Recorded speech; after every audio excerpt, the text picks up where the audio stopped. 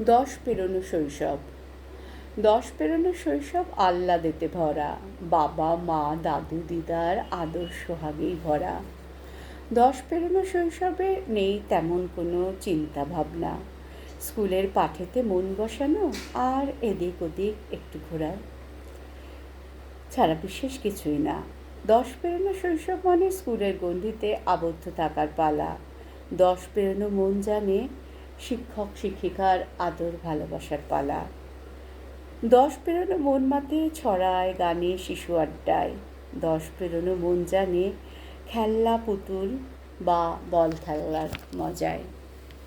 দশ পেরোনো মন মানে ভাই বোন বন্ধুদের সাথে খুনসুটি আড্ডা, ঝগড়া বা মারামারিতে তার মাতামাতি লেগে থাকা।